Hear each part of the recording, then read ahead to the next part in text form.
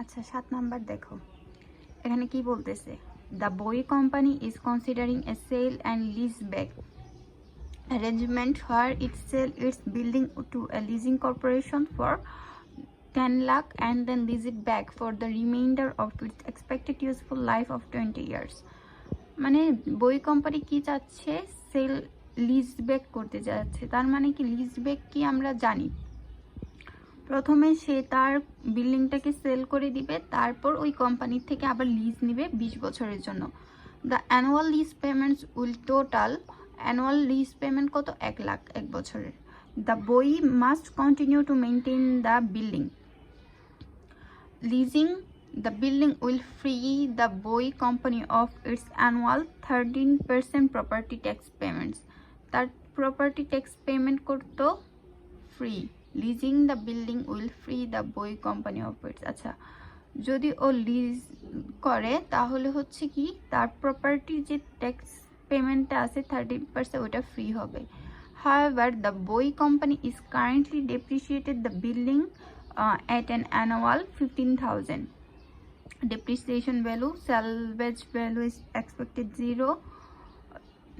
All property and lease payments will affect the 13% corporate income tax rate.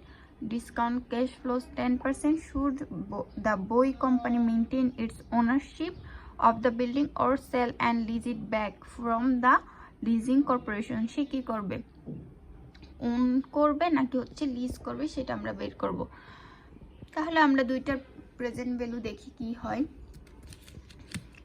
লিখলাম lease payment, tax payment, হচ্ছে depreciation N, এত লিখলাম।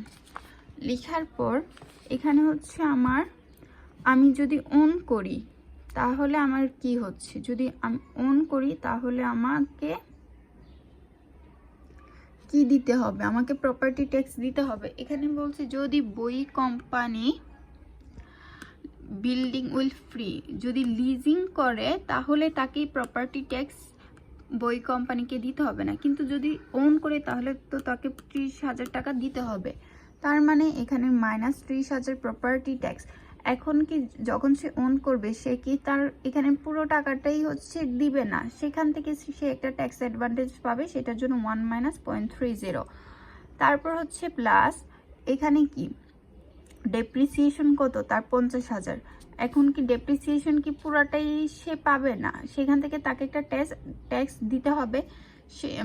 সে এখান থেকে একটা ট্যাক্স অ্যাডভান্টেজ পাবে, যেহেতু সে ট্যাক্স অ্যাডভান্টেজ পাবে সেই জন্য এখানে প্লাস হয়ে 0.30 হয়েছে।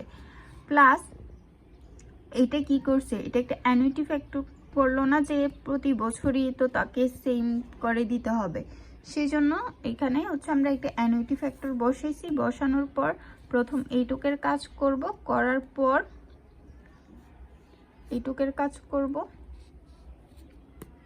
করার পর অ্যানুইটি ফ্যাক্টর দিয়ে গুণ করব, এটা আসছে। তারপর যখন লিজ নিব, লিজ নিলে আমি কি করব, বই কোম্পানি যখন লিজ নিবে তখন হচ্ছে তার অ্যানুয়াল লিজ পেমেন্ট কত, 1 লাখ। এটা কি তার পুরোটাই লিজ পেমেন্ট না, এখান থেকেও সে একটা ট্যাক্স অ্যাডভান্টেজ পায়, সেই জন্য 1 - 0.30 আসছে। তারপর এটাই তো তারকে প্রতি বছর দিতে হবে, এই জন্য এখানে হচ্ছে কি আসলো, গুণ দিয়ে অ্যানুইটি ফ্যাক্টর আসলো।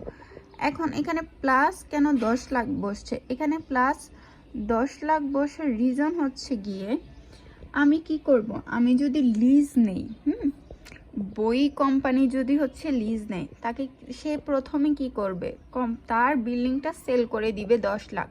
তার মানে কি সে যখন সেল করে দিবে সে তখন ওই টাকাটা পাবে, পাওয়ার পর না হচ্ছে তাই সে লিজ নেবে, তার মানে সে কি এই টাকাটা পাচ্ছে, এই জন্য এই টাকাটা এখানে অ্যাড হচ্ছে, এখানে অ্যাড হয়ে আসতেছে। তখন আমরা বলতেছি যে লিজিং ইজ বেটার অপশন। এটা হচ্ছে 7 গেল, 7-এর পরে হচ্ছে